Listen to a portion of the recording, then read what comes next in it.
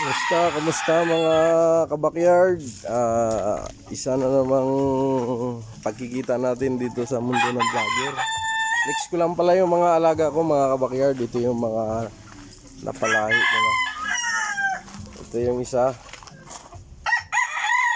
Kenso, white leg.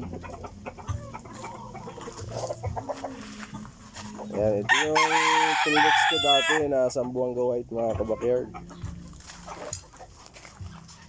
Ito naman yung binabae ko. Mataas. Ayan. Mix Peruvian yan mga kabakyard yung napalahi ko dyan. Pero white leg yung nilabasan niya. Ito na naman yung yung isa to sa sa pinaghahandaan labang ko mga kabakyard. Siguro mga pa, medyo matagal-tagal pa. Magaling kasi, malakas mamalo. Ayan. Malakas pumalo to, Green League. Ito yung ito mga kabakyard yung magandang katawan nito. Nag-iisang anak lang to, gawa to sila mga kabakyard 6. Kaso nga lang yung 5 hindi nakaligtas dun sa sa bulutong. Bali buti may nabuhay, siya lang yung nabuhay nag-isa. Ang ganda ng magandang pagka manok to mga kabakyard. Gold siya na Peruvian yung nanay. Ayan gold yung tatay, Peruvian yung nanay. Ito naman, Peruvian din yung nanay, gold naman din yung tatay. Bali, iisa lang yung tatay nito mga kabakyard. Yan yung kanyang hatchdam ko.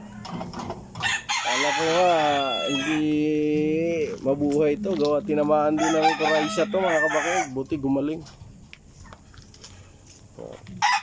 Ito lang yung simpleng pamamaraan ko dito kabakyard. Isang maliit na espasyo ng aking mga paalaga ng manok. Yan.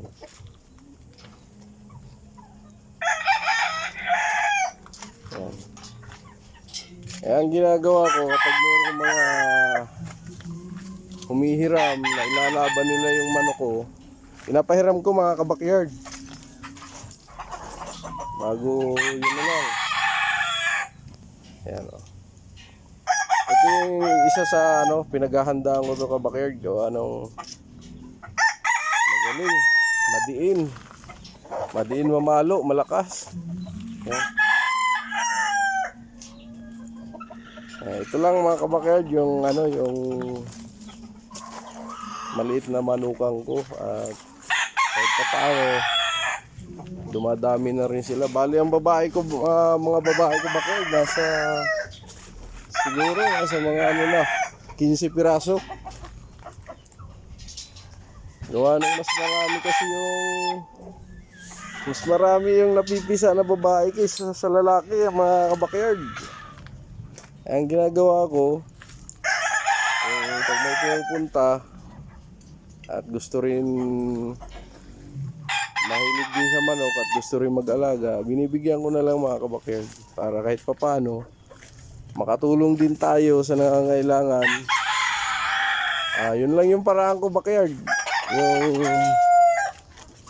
Yung may gustong mag-alaga, nakagaya rin natin, binibigyan ko na lang.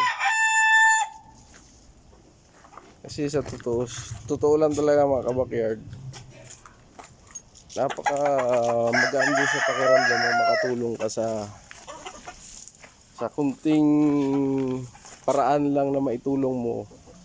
Maganda rin sa pakiramdam yun. Yun lang mga kabakyard, maraming salamat. At sa mga subscriber ko, sa mga followers ko, maraming salamat po.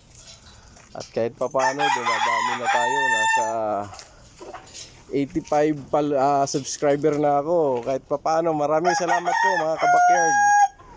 Sana tuloy lang tayo. Yun lang naman lagi yung ko, sana dumami pa at Kung pala rin man, makatulong din tayo sa mga nangangailangan. Yun lang, maraming salamat mga kabakyard. At ingat po tayong lahat sa panahon ngayon. Salamat po.